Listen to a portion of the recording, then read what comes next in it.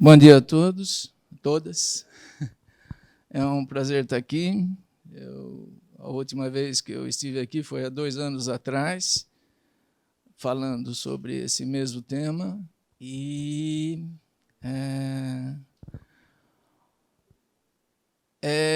eu imagino que vocês já escutaram bastante coisa sobre causas e sintomas e tudo mais. Acabamos de ouvir aí sobre a questão da alimentação. Eu vou fazer um passeio sobre a questão do câncer de mama e vou trazer uma questão que, em 2018, eu conversei bastante com o doutor André, aqui, que é a respeito também das causas emocionais do câncer de mama, que hoje a França é um país aí que mais tem estudado sobre isso, a questão psicológica. Então, eu vou falar um pouquinho sobre a questão da ansiedade, a questão do câncer em si, e depois eu vou falar o que a gente tem descoberto na clínica a respeito de situações que algumas mulheres vêm para cá também, com talvez o câncer de mama como uma sequela do maltrato na vida afetiva e emocional. Tá bom?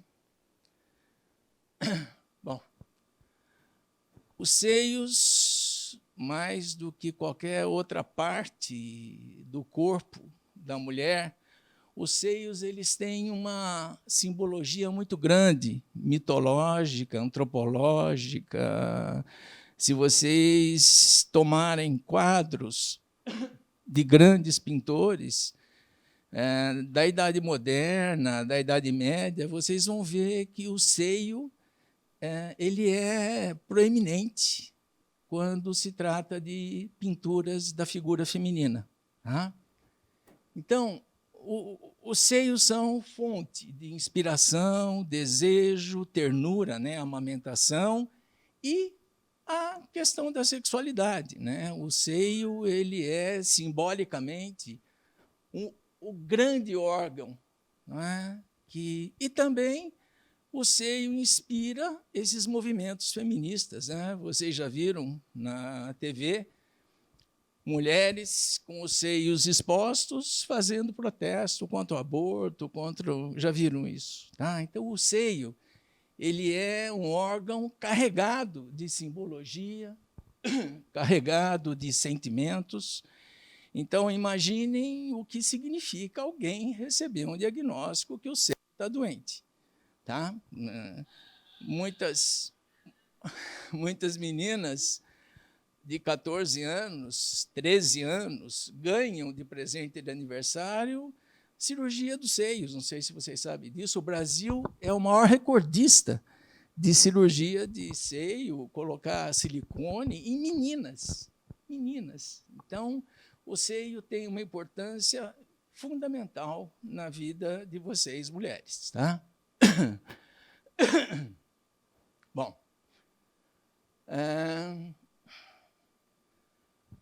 o câncer de mama resulta desse crescimento desordenado de células malignas, né?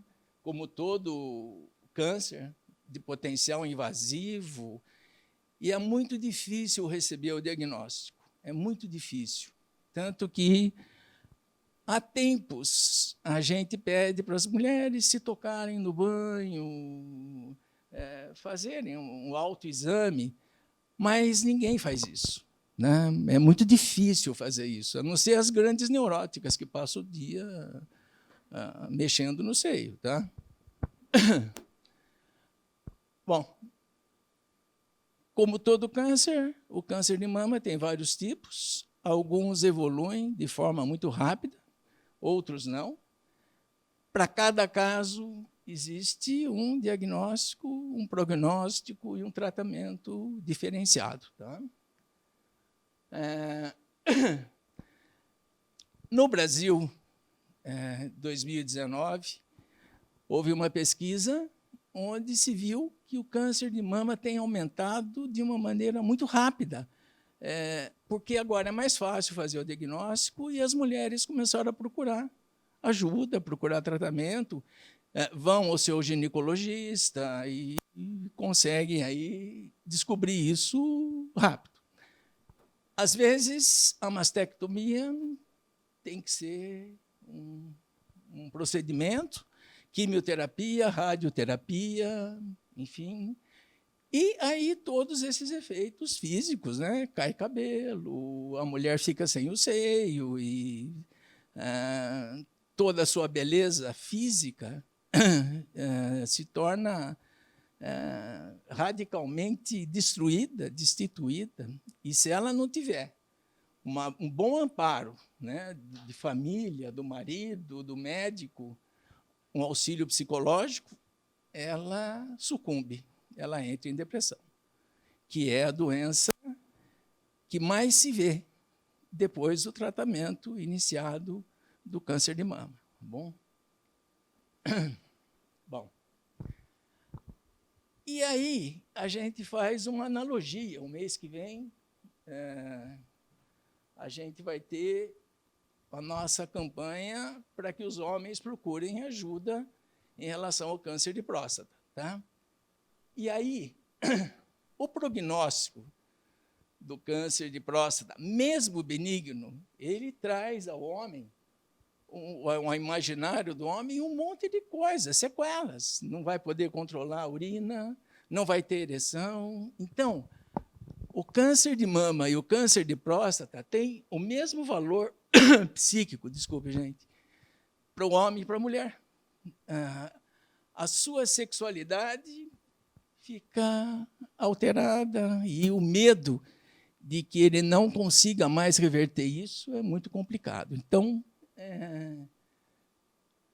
como no câncer de mama, o câncer de próstata tem que ser acompanhado por um profissional da área de saúde mental e o apoio da família é fundamental. Infelizmente, a gente tem tido notícias de que aquela senhora que foi diagnosticada com câncer de mama, o marido se separou dela. Acho que vocês já escutaram isso.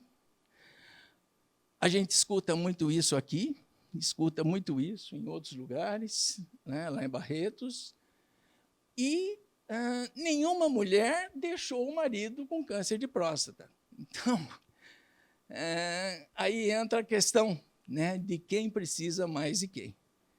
Então, é uma coisa complicada essa, às vezes difícil de entender, tá? Que a mulher ela consegue apoiar o marido que está lá com uma impotência sexual primária ou secundária para sempre, mas alguns homens não suportam ver a mulher mutilada. Então, é uma coisa a se pensar. Acho que faz parte da nossa cultura. Tá? Bom, a gente tem se preocupado muito no câncer de mama com a questão psicológica, porque uma boa atitude psíquica ela ajuda a mulher a enfrentar uma quimioterapia, uma radioterapia, o apoio familiar e tudo mais. Mas, na maior parte das vezes, o que a gente vê é uma ansiedade muito grande sobre o que virá, o que vai acontecer, se eu vou ter de novo, vou ter que passar 10 anos da minha vida tomando tamoxifeno, que também traz sequelas, traz complicações, vou ter que fazer exames regularmente, quer dizer, é uma marca, um peso que faz a vida perder um pouco o sentido, perder um pouco a... E aí, essas pessoas precisam de ajuda, gente. Sempre precisam de ajuda, tá? Bom, no século XIX e nas primeiras décadas do século XX, o câncer era uma doença associada à falta de limpeza, sujeira física, moral, pecado, o câncer de mama, porque atingia justamente o órgão mais importante da sexualidade feminina. Então, havia muito preconceito e não tínhamos tratamento adequado. Então, as mulheres morriam de câncer de mama, tanto pelo peso social, o juízo que era feito em cima delas, como pela própria doença. Tá? Então, a imundície das cozinhas, as mulheres ficavam na cozinha a maior parte do tempo, né? A imundície das fábricas, a sujeira das fábricas, né? A desordem verificada nas ruas das cidades, enfim, povoadas de cães, gatos, ratos, cavalos que iam nas vilas, né? Nas cidades, compunham um quadro deprimente e traziam realmente um monte de doenças. E o câncer de mama foi colocado como uma dessas doenças que as mulheres tinham porque eram sujas, estavam sujas. Então, vocês imaginam o que isso significava para uma mulher que era diagnosticada ou que via seu seio lá cheio de nódulos. E também havia uma outra acusação que pesava sobre a mulher, que era o excesso de sexo.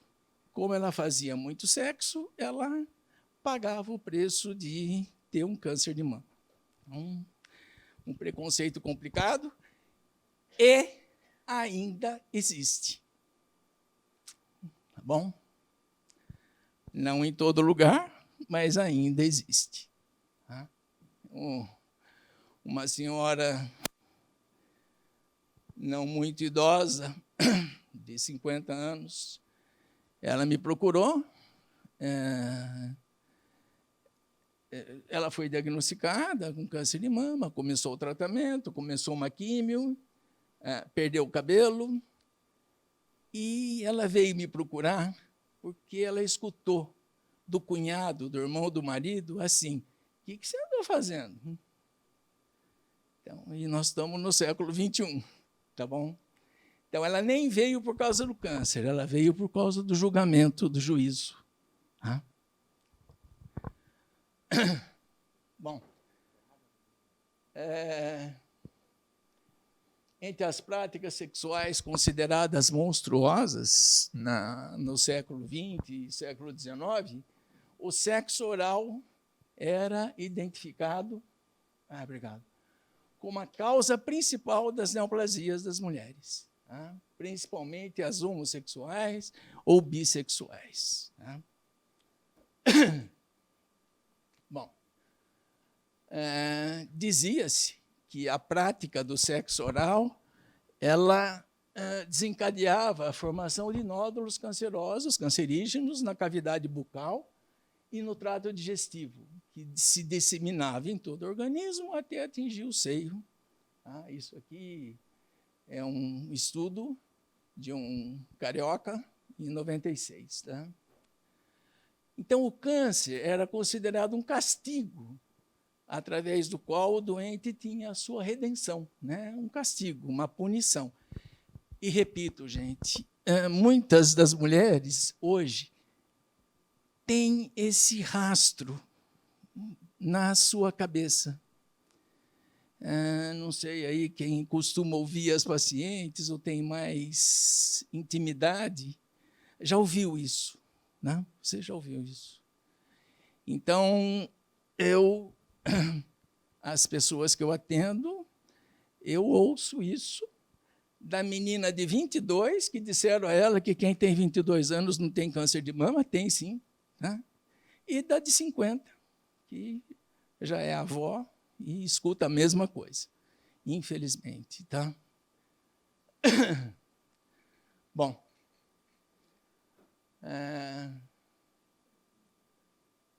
vocês imaginam que, para se livrar desse estigma, se procurava todo tipo de ajuda. Né? tomar chá de ervas, procurar benzedeira e fazer promessa e tudo mais, porque o desespero é muito grande, é como um estigma. Tá? Bom, o Outubro Rosa começou lá em 97, nos Estados Unidos. Aqui no Brasil, ele demorou um pouco mais para vir, né? Em outubro de 2008, nós começamos a falar, fazer campanhas, iluminar estátuas, monumentos e tudo mais. Né? O câncer de mama, ele está sendo cada vez mais presente, cada vez mais comum, traz uma ansiedade precoce em quem lê sobre, ou em quem já teve uma mãe, uma avó, uma irmã com câncer de mama, porque a genética é presente nisso, né? Mas também acontece em homens. Raro, mas acontece em homens. Acredita-se que de cada 100 homens, um vai ter um câncer de mama, vai ter um câncer no mamilo, tá bom?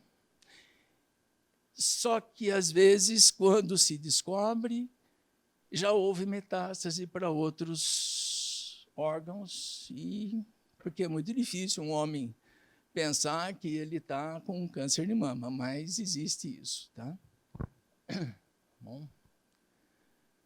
Bom,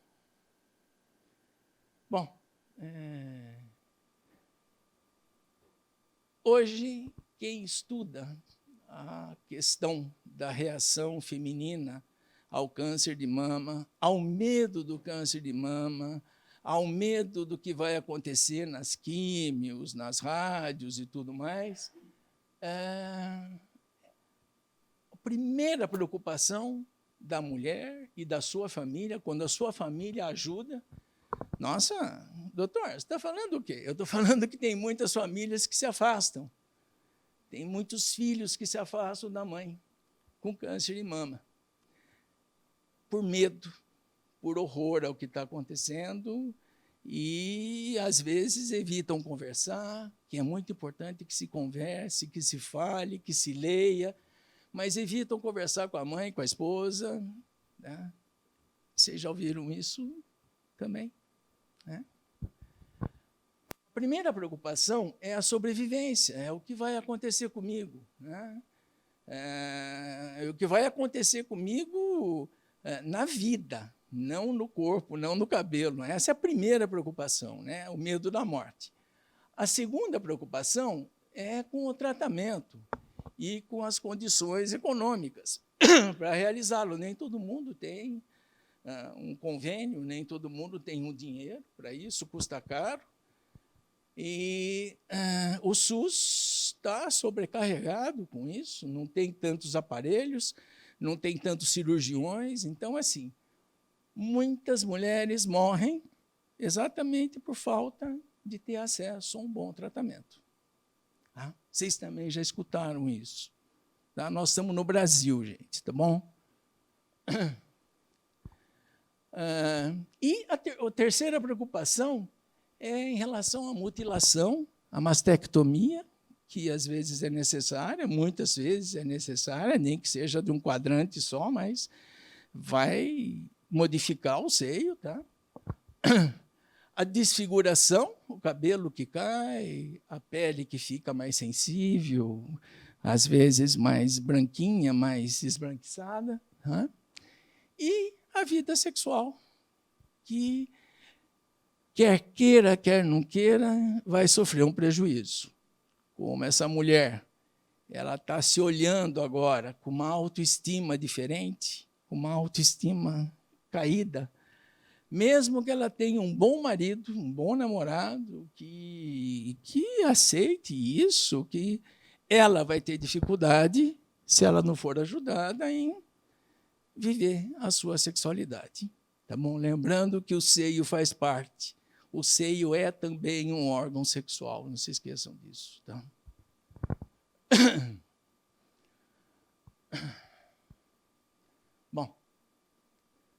Aqui tem alguns estudos, se vocês quiserem anotar, são estudos dos anos 2000, do início aí desse século XXI, onde milhares de casos passam pelos hospitais.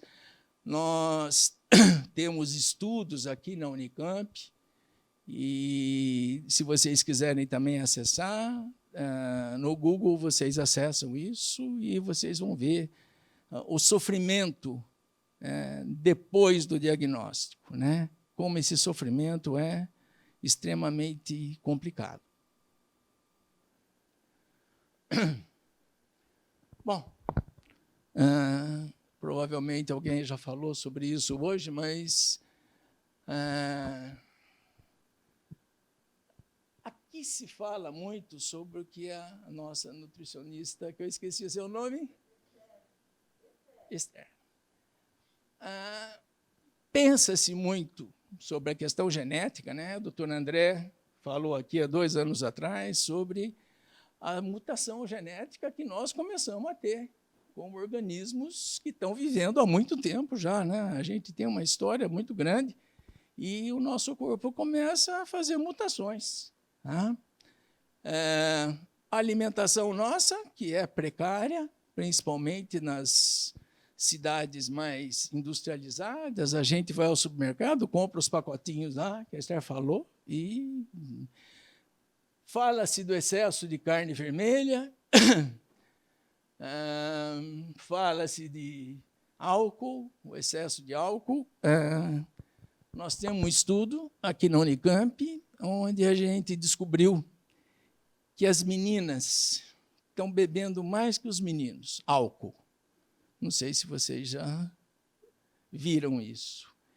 E mais cedo que os meninos, 13 anos, 12 anos, 14 anos, e bebendo álcool com alta potência, vodka, gin, rum, que são bebidas que não deixam o hálito muito azedo, como a cerveja, e elas estão bebendo. O que traz, e elas estão ainda em evolução, então ainda tem células em crescimento, tem um cérebro aí que não se completou ainda.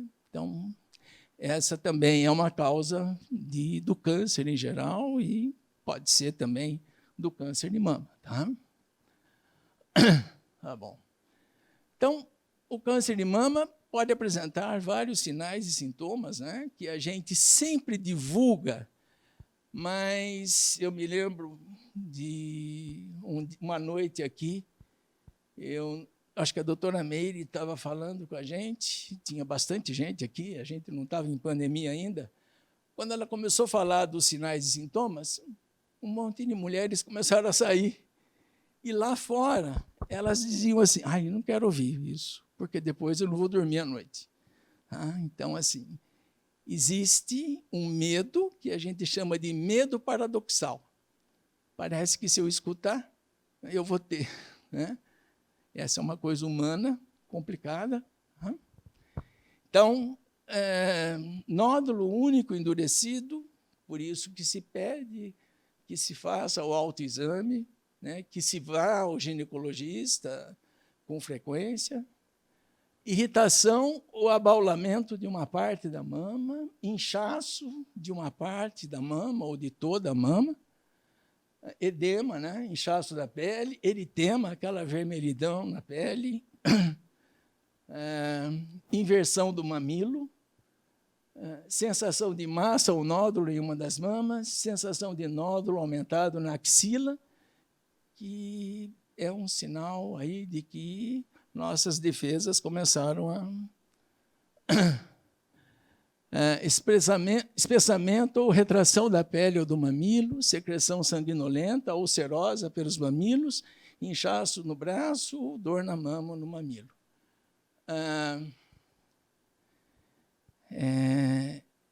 Estes sinais e sintomas, gente, eles podem ser descobertos, eles podem ser achados no banho, podem ser achados à noite, antes de dormir, mas convencer meninas, mulheres, a fazer isso é muito difícil.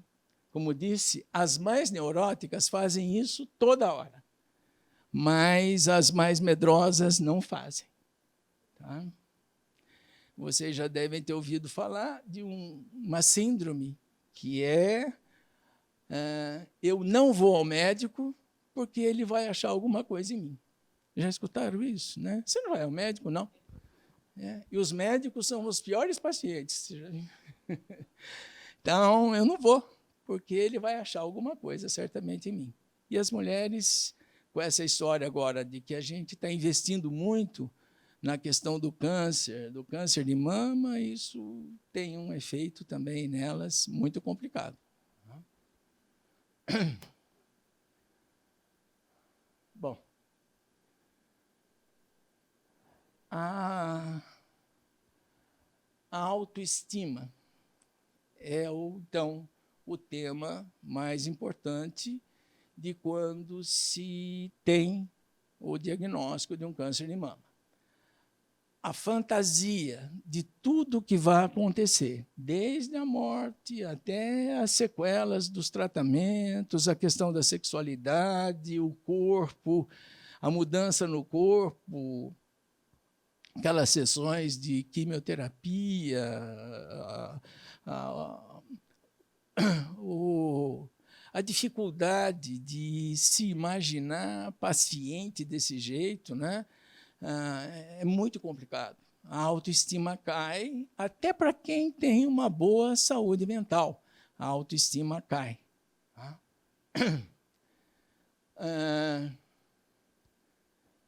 O que a gente tem recomendado para as mulheres? Que o primeiro sinal de mudança interna, seja com ajuda psicoterápica, seja com a ajuda da família, é começar a cortar aquilo que o outro pensa de mim. Eu vou sair à rua com um lenço ou com uma peruca, mas que é visível que eu estou carequinha, né? Eu vou sair à rua ou vou até o consultório, e o medo de imaginar o que os outros vão pensar de mim. Está feia. Às vezes as pessoas se afastam, né, de medo que pegue. Né? A gente tem, como disse, alguns preconceitos. Né? Por que será que essa mulher teve câncer de mama? Então, a autoestima é um complicador muito grande. A análise e a terapia sobre a autoestima é desmanchar, desconstruir a ideia de que eu valho aquilo que o outro pensa de mim, que é como a nossa cultura se desenvolve, né, gente? Um parênteses, hoje o Brasil é o país com o maior número de suicídios entre crianças e jovens, de 8 a 25 anos. Nós temos uma média de 48 suicídios por dia, mais ou menos, no Brasil. Tá? A maior parte desses suicídios vem em função do bullying. Aquele menino que se acha homossexual, conta para o amiguinho, que conta para a classe, e daqui a pouco ele começa a ser gozado, rejeitado e sofre em casa também. O bullying caseiro é o pior tipo de bullying que existe. Tá? Aquele outro menino que acha que o seu pênis é pequeno e começa a sofrer por isso, se compara aos outros. Ele também não tem jeito de fazer isso mudar, né? Ele começa a perder a autoestima até o ponto de pensar numa autodestruição. O menino que repete de ano, o menino que não consegue namorar, o menino, enfim. Nós dependemos muito do olhar do outro. A gente é criado assim, né? A maneira de vestir, o que você faz, né? Quando você é apresentado para alguém, por que você faz? Tá? Então, você imagina que o juízo do outro pesa muito na nossa autoestima. E imagine, então, agora que eu estou sem cabelo, sem uma das mamas, ou sem as duas mamas, e o que vão pensar de mim. Então, a primeira parte de uma terapia é desconstruir a dependência que a gente tem do outro. E eu garanto para vocês que é muito difícil isso, porque é uma coisa que vem arraigada na nossa educação desde pequeno. Você vai sair assim, desse jeito, de casa, né? Olha aí que você falou para o seu irmão, se você falar isso lá fora, ninguém vai gostar de você e tudo mais. Então, a autoestima. O resgate da autoestima sem que ela passe pelo crivo do outro. Tá? Nos anos 50, depois da Segunda Guerra Mundial, surgiu um movimento que pretendia resgatar a autoestima das pessoas de maneira que elas não se preocupassem com os outros. Foi o movimento hippie. Você se veste do jeito que você quiser, não precisa cortar cabelo, não precisa tomar banho, não precisa ter emprego, não precisa ter... Acho que vocês acompanharam isso, né? É um movimento que foi acabando, mas o movimento hippie tinha como consistência maior a ideia de que eu não posso depender do olhar do outro para eu ter autoestima. Tá? Hoje não dá para ser assim. Tá? Hoje a moda não deixa a gente ser assim. A questão do dinheiro, vocês veem como o tráfico de droga cresce, e a maior parte desses meninos que vão para o tráfico são meninos cuja autoestima é muito baixa. Quando eles entram para o tráfico, ganham dinheiro, ganham uma arma, ganham poder, eles ficam maravilhosos. Tá? Bom.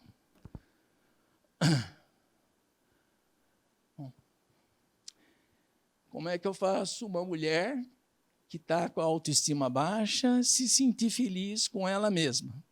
A primeira coisa, a gente mostra como estar viva já é um grande ganho. Estar viva. E o que é que você quer fazer agora com a sua vida? Né? Geralmente ela se afasta do trabalho, e hoje existe um monte de oferendas, de ofertas, de ONGs, para essas mulheres fazerem pintura, artes e tudo mais. Mas eu não acredito que isso devolva a autoestima. Tá? Lidar, fazer o luto da perda do cabelo, da perda da mama, da perda de algumas amizades.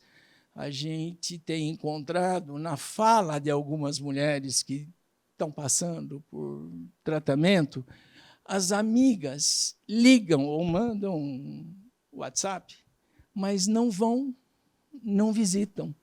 Não, ainda mais agora com a pandemia, fica mais difícil ainda, mas não vão vê-la, porque a visão dela aumenta o medo da amiga de também ficar doente. Tá? Então, a gente tem aí a indústria de cosméticos, moda, acessórios, tem todo tipo aí de lenço, peruca e tudo mais, que é uma maneira da gente poder batom, cílios postiços, o sutiã com bojo para que ela possa sair à rua e ninguém sentir que ela está sem um seio, né? Então, e a gente estimula. Use tudo que for possível para você enganar o outro e se enganar também. Porque a gente faz isso quando a gente põe a roupa nova para sair, a gente se engana, que a gente está melhor, e engana o outro também. Né? Quando a gente vai ao cabeleireiro e volta no cabeleireiro com aquele cabelo que a gente pensa que modificou alguma coisa, a gente aumenta a autoestima. Eu gostei do meu cabelo. Quando as mulheres se pintam, né, e os homens aí fazem exercícios e ficam musculosos, é uma maneira de um auto-engano, porque não dura para sempre, entende, gente? Não dura para sempre o corpo sadio, saudável, sarado, nem os cílios postiços, nada. Mas é uma maneira de ser feliz por um tempo, tá bom? Próteses, tudo, né? Mas, acima de tudo, é importante entender que o que vale mesmo é como você se sente em relação a você mesmo. E aí, esse é o trabalho nosso mais pesado. Lembrando que esta mulher, que hoje está vivendo uma situação terrível aí, o câncer, o tratamento, ela talvez, lá aos 15 anos, ela já não tinha autoestima. Entende? Então, nós vamos ter que resgatar algo que não tinha. Nem todas as meninas têm autoestima. Às vezes, elas vão para a escola e ficam se comparando, a loira, a alta, a rica. E hoje, as escolas, infelizmente, proporcionam, estimulam muito isso, a questão da comparação. Então, eu vou ter que dar autoestima para quem já não tinha. Não dá nem para resgatar. Desculpe, gente. Não dá nem para resgatar isso. Tá? Mas eu vou ter que criar um novo ego. Um novo ego. Quem é você agora? Sem um seio, sem dois seios, sem o cabelo. Vamos esperar crescer, né? Fazendo um tratamento para ficar viva. Quem é você hoje? Quem é você agora? Né? O que mudou, se for casada, no seu papel de esposa, o que mudou, se for mãe, no seu papel de mãe, o que mudou no seu papel de filha, algumas ainda têm os pais vivos, né? Quem é você agora? Do que você precisa agora para você poder ter autoestima? Tá? O quanto de diferença você sabe que faz na vida das pessoas. Mesmo estando doente, mesmo estando em tratamento, você pode continuar a ser mãe, você pode continuar a ser esposa, você pode continuar fazendo alguma coisa para mudar a vida aqui fora. A estética é apenas um acessório. A estética tem muito a ver com amor próprio, mas não com autoestima. Amor próprio é esse narcisismo, né? Que é esse pessoal que faz selfie, já viram? Faz selfie, modifica o corpo no selfie, na foto, como se modificasse também dentro, né? Mas vocês já ouviram isso? Já? Então, a estética é um acessório da vida, mas não é a vida. Tá? Infelizmente, a gente tem muito isso presente na sociedade, mas a estética não é vida. Tá? Ser bonito não é vida. Tem sempre alguém mais bonito. Né? Então, bom, o que a gente tem como ganho, e aí a Célia, esqueci o nome, Esther, não sei se você já teve essa chance de ver, mas mudar a alimentação depois da doença, mudar a maneira de se vestir, mudar credos, mudar coisas em que eu acredito, quem tem condições, viajar mais, né, ir para lugares onde eu gostaria de ter conhecido antes, exercícios físicos, escolha de roupas e cores mais adequadas ao corpo, mas que não tenham a ver com estética, tenham a ver comigo. O hippie, lembrem do hippie, o jeito que eu gosto de me vestir. Tá? Então, assim, essa é a nova identidade dessa mulher que está em sofrimento. Isto traz autoestima. Ela vai escolher uma roupa, ou vai à costureira mandar fazer uma roupa que não tem nada a ver com a moda, que não tem nada a ver com os outros, ou como até agora ela se vestia. Tá. E muitas mulheres descobrem essa chance de fazerem uma vida própria depois de um diagnóstico como esse. Tá? Então, aí elas descobrem que a maior parte das coisas que elas faziam, elas não gostavam. Se vestiam para o outro, faziam aquela comida de domingo com 8 pratos para agradar os filhos, agradar os amigos, e hoje ela começou a pensar em se agradar. Então, ela vai mudar o ego. Isso não vai agradar algumas pessoas, mas aí a gente entra com o respeito que a família vai ter que ter nessa nova vida que essa mulher tem. As que não conseguem dar esse passo, geralmente têm recaídas, têm recidivas, e aí o aspecto emocional é importantíssimo.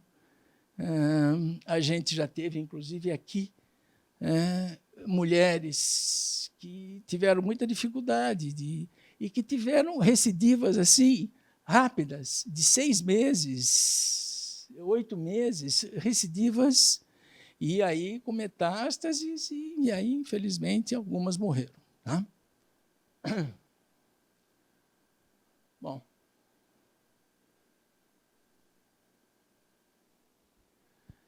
eu vou falar um pouquinho de uma experiência que é nossa, aqui do CAISM, aqui da Unicamp,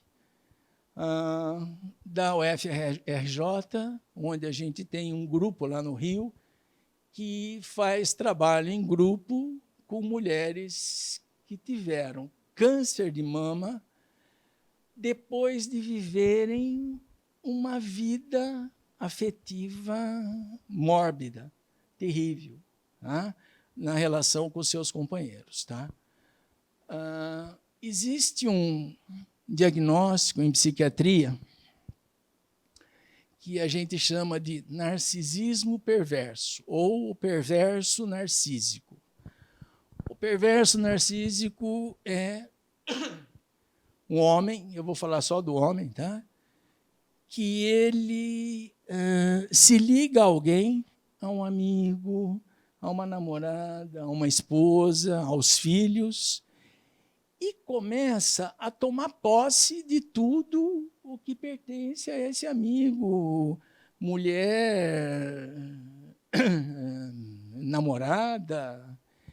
O perverso narcísico é esse sujeito que tem um ciúme exagerado, fantasioso, paranoico, e que não admite que na pessoa com quem ele se liga, que essa pessoa faça algo que não venha dele. Né? O filho, a mulher, vamos falar da mulher. Tá? Vocês têm ouvido falar muito sobre esse sujeito, que é um perverso narcísico, se separa da mulher, ou ela se separa dele porque ele bate nela, ele deixa roxos no braço dela, quando ela não faz o que ele quer, machuca ela, e tem aí a Lei Maria da Penha, que veio em função disso e tudo mais, mas vocês já devem ter ouvido falar de mulheres que sofrem com esse tipo de homem, vão até a delegacia da mulher, fazem um BO, 3 dias depois tiram o BO e continuam vivendo com esse homem, sendo massacradas aí por ele e tudo mais. Alguns matam a mulher, matam os filhos e a mulher, se matam. Esse é o perverso narcísico. A personalidade masculina mais presente hoje na sociedade. Pequenos meninos de 15, 16 anos batem suas namoradas porque elas foram com as amigas numa festa, num lugar, numa pizzada. Então, assim, o perverso narcísico é uma personalidade psicopática, sedutora, né? Um sujeito que seduz muito e depois toma posse. Grande parte dos suicídios de meninos vem de lares onde um dos pais é um perverso narcísico, que não deixa esse menino ou essa menina se desenvolverem como querem. Tá? Então, a história mostra que, desde há muito tempo, o homem, principalmente esse homem doente, perverso, passa a submeter a mulher a um estado de inferioridade,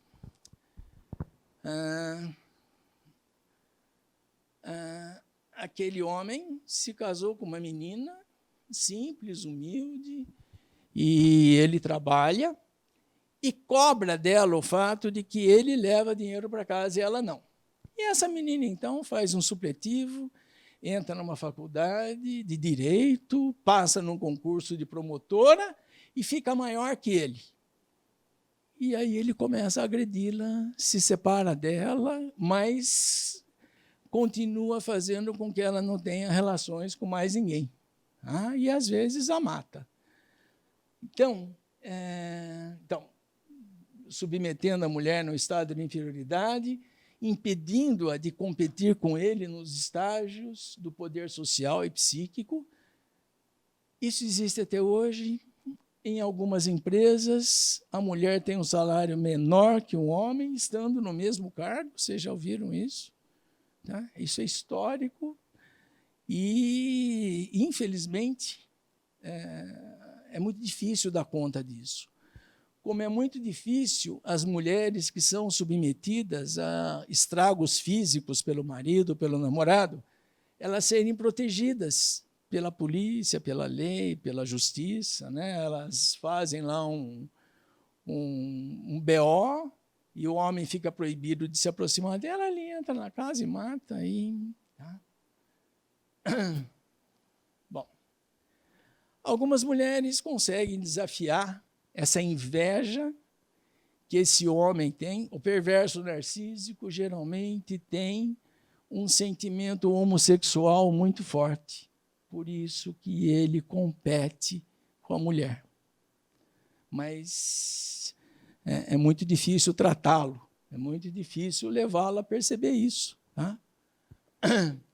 Então, muitas mulheres hoje se tornam médicas, advogadas, pilotos de avião.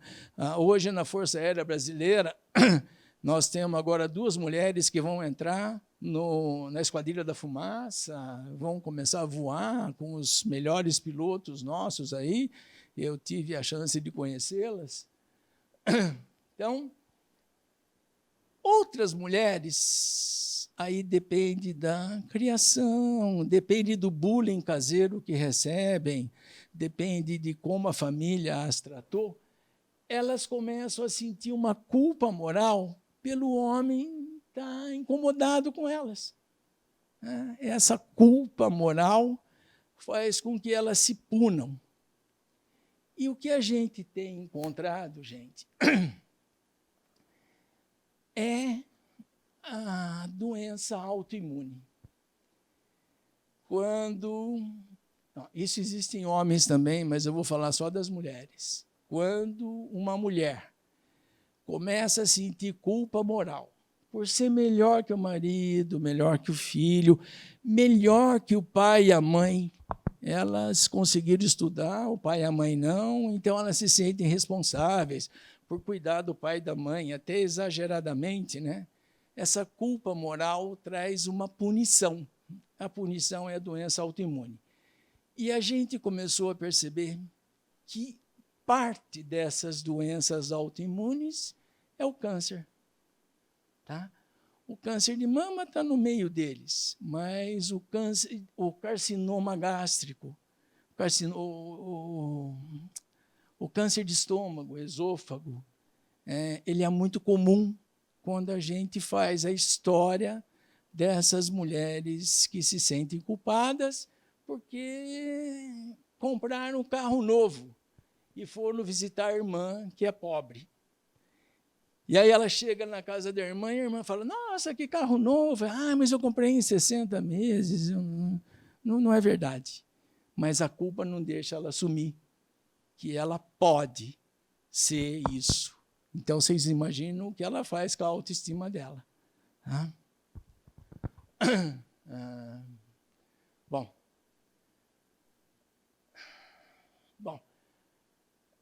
essa inveja e esse ciúme que esse psicopata, o perverso narcísico tem, é que faz com que ele agrida tudo que ele pode ver de bom na sua mulher. Tá? O corpo, os ganhos, a promoção que ela teve no trabalho, os filhos que querem ficar mais com ela do que com ele, porque ele é inábil como pai, né? Enfim. Então, por causa da culpa moral, muitas mulheres deixam de se cuidar, deixam de ir ao médico, deixam de procurar ajuda, sentem, às vezes, alguns sintomas, tontura, vermelhidão no seio ou no braço, alguns linfonodos que começam a surgir, mas elas deixam aquilo lá, como se fosse uma espécie de um suicídio moral. Entendeu? Não vou me cuidar, porque eu sou tão infeliz que eu quero morrer. Compreende o que eu estou falando, gente? Vocês já ouviram isso alguma vez? De gente que não se cuida porque não merece ser feliz? Já escutaram isso? Então, deixo de se cuidar, tentando diminuir os sentimentos ruins que passam ao lado desse perverso narcísico. Né? A família, quando ela está numa melhor posição cultural, econômico-financeira, tem um bom casamento e bons filhos, né? A culpa às amigas, ao social. Então, a culpa moral, ela vem dessa coisa estrutural da família, mas vem também da religião, tá? Como a religião judaico-cristã. Né? Já escutaram essa história? Quem ri muito hoje chora amanhã. Tá? Também vem disso. Como é que você pode ser maior ou melhor que seus pais, ou que suas irmãs, ou que seus irmãos? Tá? Então, a autoestima diminui, a culpa promove punições inconscientes, como as doenças autoimunes, por exemplo. Tá? Sabotagens. Eu viajo com a minha família para um outro país, vou visitar a Europa e tal, e lá eu me sinto culpada porque eu não posso dar isso para as pessoas da minha família. E lá fica doente na viagem, pega uma gripe que deixa ela no hotel enquanto os outros viajam. Já escutaram isso, gente? Tá? Torce o pé e tem que ficar com gesso e sem poder aproveitar a viagem. Tá? E, de repente, o câncer surge como um elemento predador e punitivo. Vocês vão me perguntar assim, toda mulher que tem culpa moral vai fazer um câncer? Não. Não. Vai bater o carro, vai dar marcha ré no carro, bateu no carro novo dela, bateu no poste, vai se esquecer de tomar um remédio que ela precisa tomar, vai talvez comprar uma roupa nova, cara, bonita, e deixar no guarda-roupa, e daqui um ano está lá a roupa com etiqueta que ela não usou, embora o desejo dela fosse usar, faz sabotagens. O câncer, a gente acredita que é uma forma autopunitiva emocional para esse tipo de personalidade. Bom, por isso, ter uma boa relação, referência afetiva com o médico, né, com o ginecologista, principalmente, que é o médico ao qual a mulher mais vai, tá? Com a enfermagem, é fundamental. A confiança de que será bem cuidada e também resgate de algumas relações afetivas familiares. Né?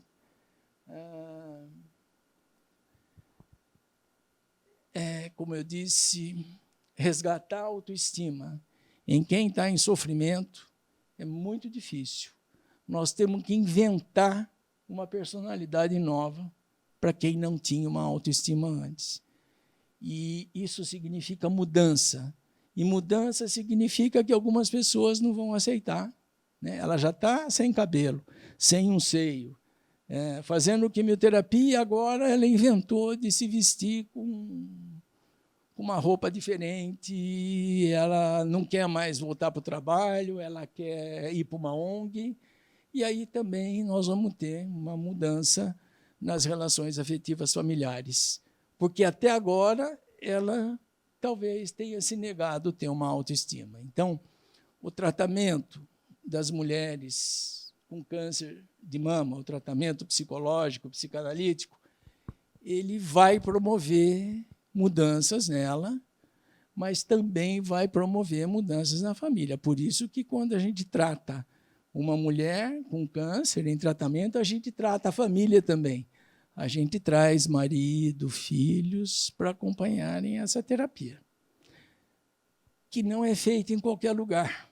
Em Barretos é feito, aqui é feito, mas não há muitos lugares onde a assistência psiquiátrica, psicológica é feita. Tá bom? O que é um desastre. Bom, esse era meu recado. E se alguém quiser me fazer alguma pergunta. Oi.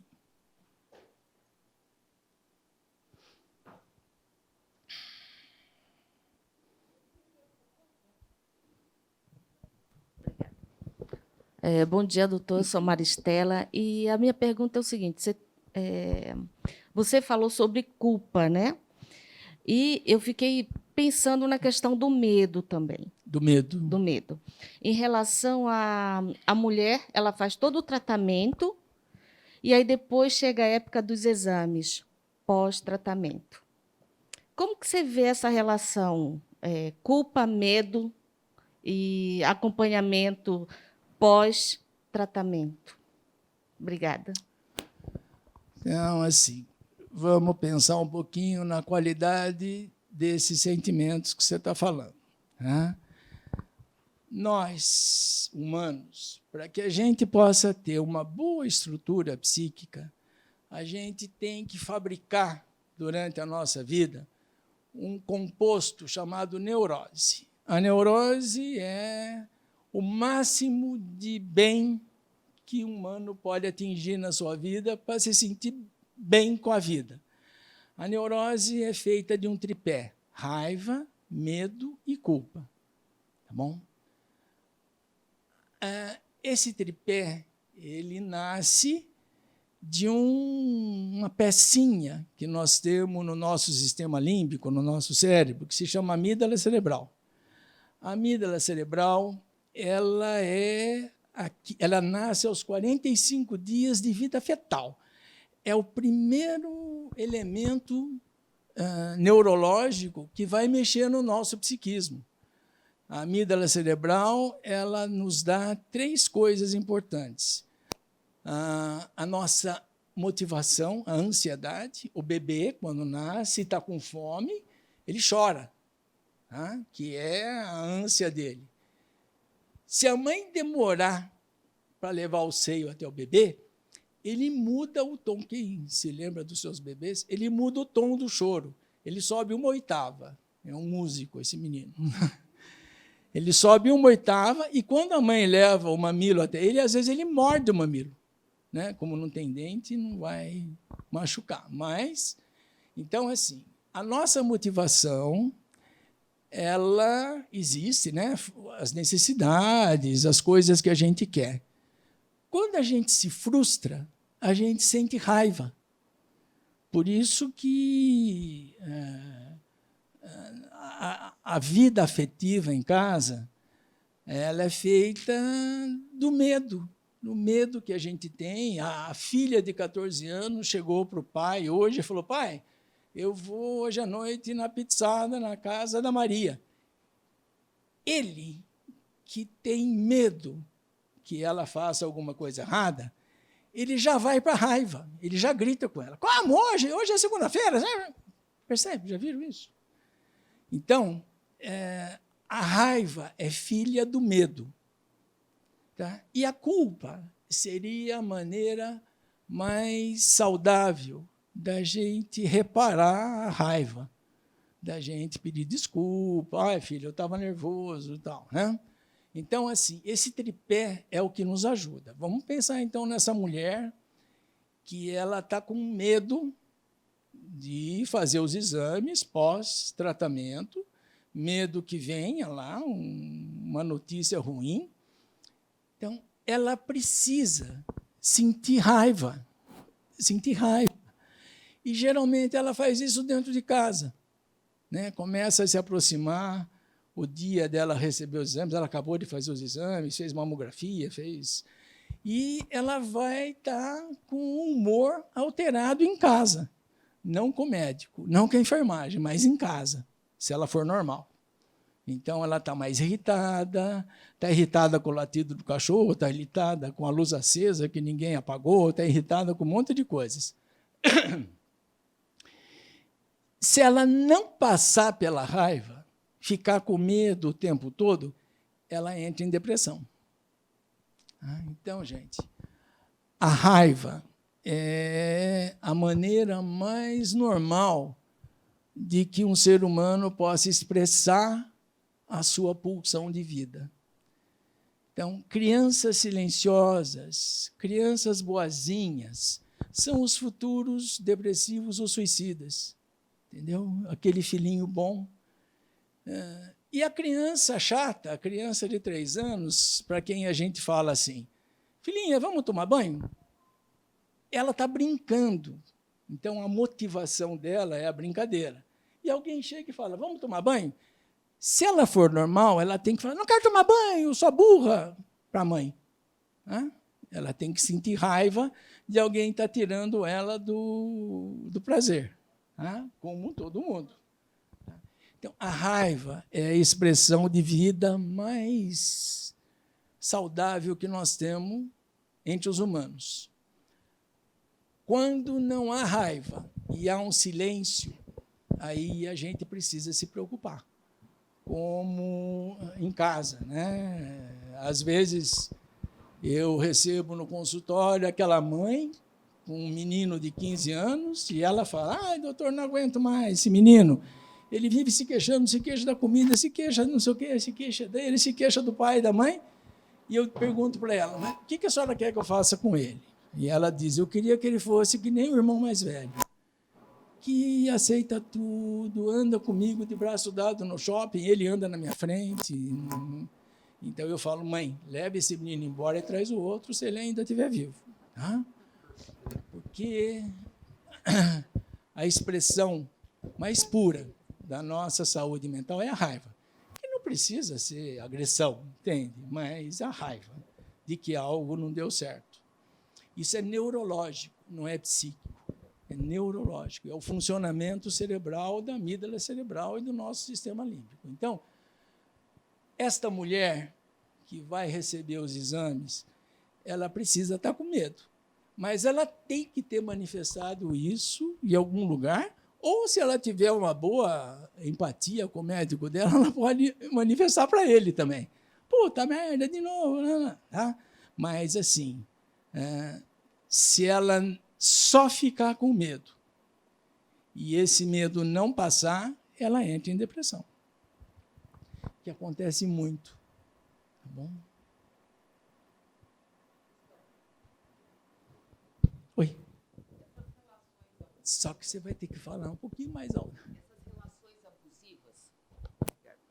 Essas relações abusivas que geram em algumas mulheres, elas fazem o que o senhor falou, em questão de se rebelar, né?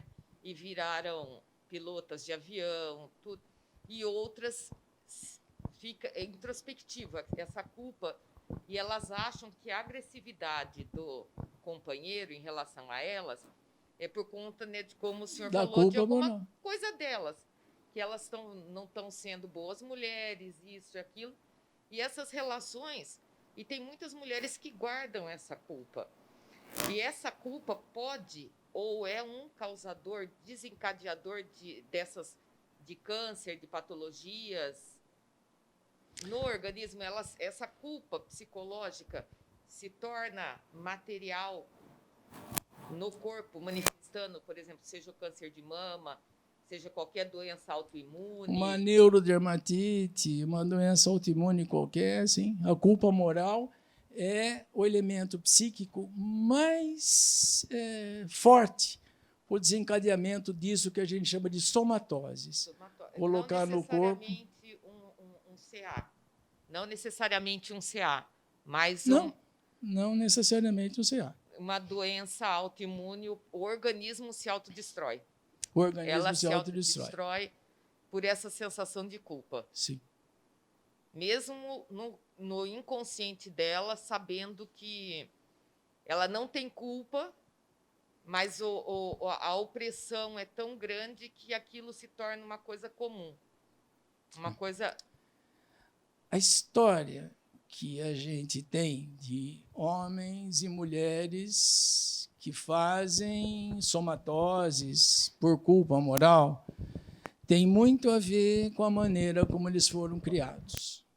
Tá? Então, a culpa moral ela surge de dentro de casa por causa do bullying caseiro. Então, vamos imaginar uma menininha que está comendo lá à mesa, junto com o avô, com a avó, com o pai e com a mãe, e ela está comendo de boca aberta, porque ela é uma respiradora bucal, ela não consegue usar o nariz para respirar, e ela tem 3 anos, 4 anos, e o pai, a mãe, a avó, o avô, dizem, mas que isso? Parece uma porca.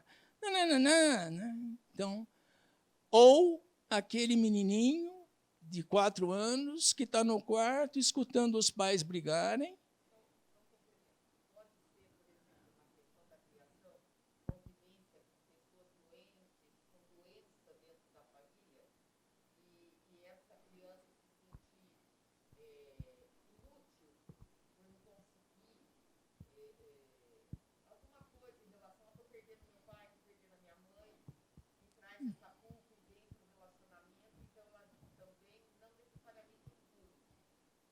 Pode.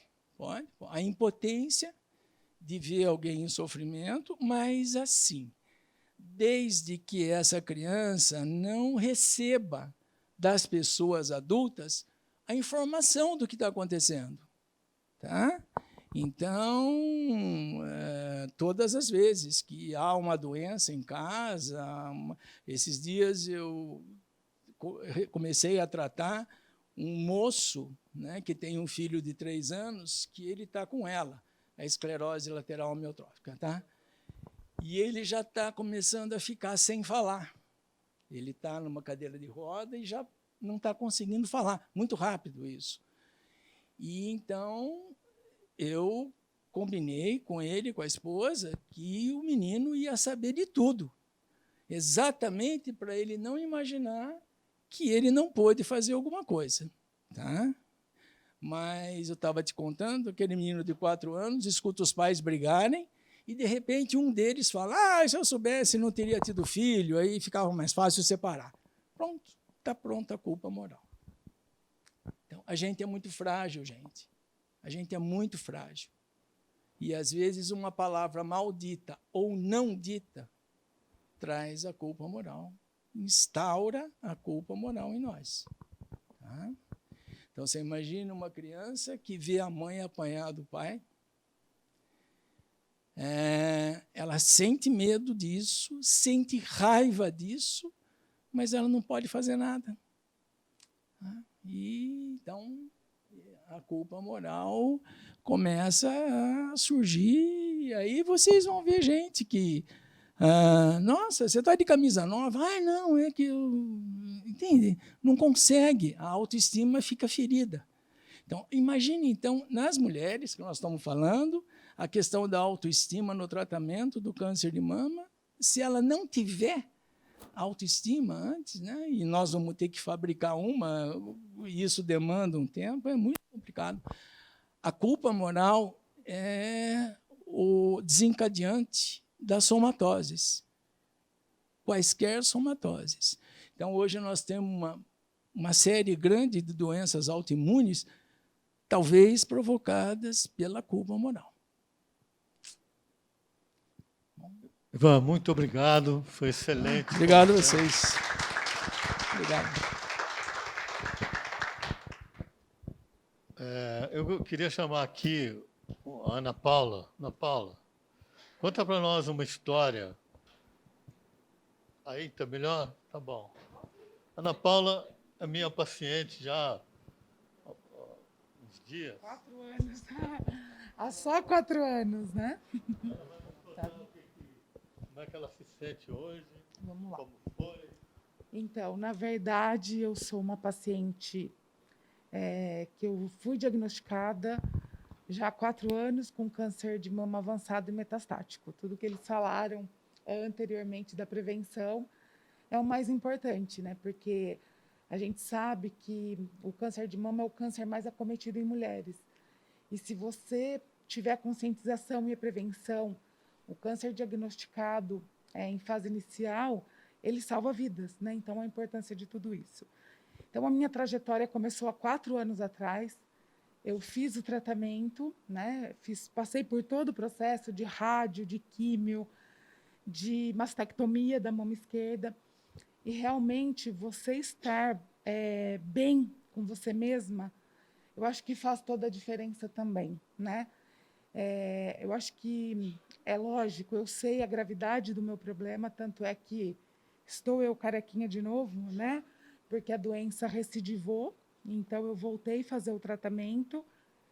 Mas eu acho que, acima de qualquer coisa, a gente tem que se apegar a alguma coisa, né? O que você acredita, o que você confia, eu acho que torna o tratamento mais leve, né? Então, para pacientes, o que eu falo? Sempre, desistir não é uma opção para a gente, né? Então, enquanto eu respirar, eu vou viver, eu vou lutar, eu vou, né, batalhar pela minha cura. É lógico que o paciente metastático, a gente não fala de cura, a gente fala de controle de doença, de remissão, mas eu acredito. Eu acredito muito, tanto é que eu estou aqui, eu sou um verdadeiro milagre, né, doutor Medina? E eu descobri que eu sou normal. Descobri que eu fico brava, eu fico com raiva que essa doença voltou de novo. Doutor Medina que me aguenta, né, doutor Medina? Então, fiquei feliz porque eu sou normal. Então, assim, eu acho que a gente precisa ter fé, né? É o que eu estava falando, do que você acredita. Então, eu acho que isso, para mim, faz toda a diferença, né? Além de todo o apoio que eu tive da minha família, do meu marido, de pessoas que estão próximas. É lógico que agora, nesse momento de pandemia, acaba ficando muito mais difícil, né? Mas, assim, você ter uma vida equilibrada e balanceada em todos os sentidos, né? Tanto fisicamente, alimentação, cabeça. Eu acho que a cabeça ela manda muito no seu corpo, né? Então, eu acho que eu vou falar, eu estou falando até rapidão, porque eu sei que a gente já está com um limite, né, estourando, mas a gente tem sempre que confiar, tem sempre que acreditar que vai dar tudo certo. Eu acho que o que faz a diferença para mim no meu tratamento é lógico que eu sou ser humano, tem dias que, né, eu preciso chorar, tem dia que eu preciso extravasar, mas a maior parte do tempo eu procuro estar fazendo mais as coisas que me faz feliz. Infelizmente, a gente vê isso só depois, né, da doença. Minha vida sempre eu tive um ritmo muito acelerado de trabalho, né, a gente prioriza tantas coisas e acaba esquecendo um pouquinho da gente, né? Então, hoje eu faço mais o que me faz feliz, estou com pessoas que realmente me fazem a diferença e desistir não é uma opção para mim.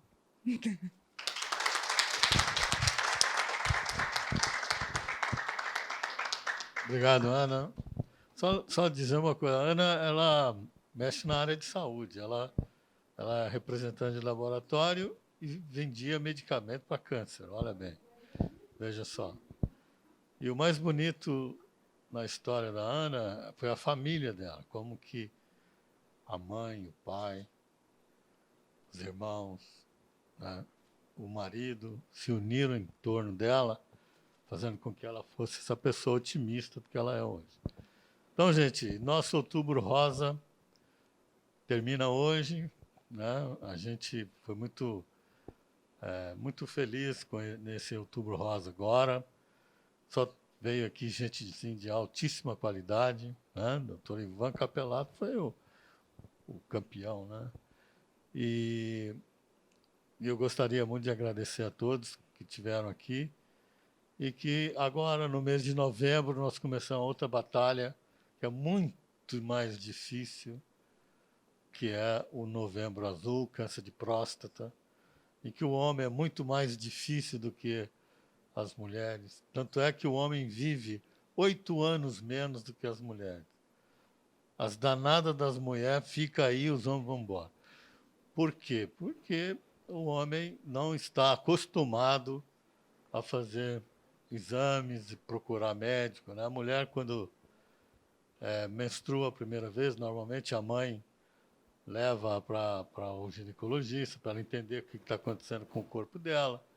Depois ela casa normalmente, aí faz pré-natal. Então a mulher ela tem muito mais convivência com o médico, com a medicina, né, com possibilidade de exames preventivos, do que o homem. O homem nunca vai ao médico, nunca procura falar exame preventivo, jamais. E o câncer de próstata é extremamente frequente, tão frequente quanto o câncer de mama. E por isso nós estamos nos preparando agora, nessa semana, para começar a semana que vem. Vamos fazer uma campanha de rastreamento de câncer aqui e vamos examinar aproximadamente 500 homens, fazendo todos os exames precisos, seja preciso, totalmente gratuitos.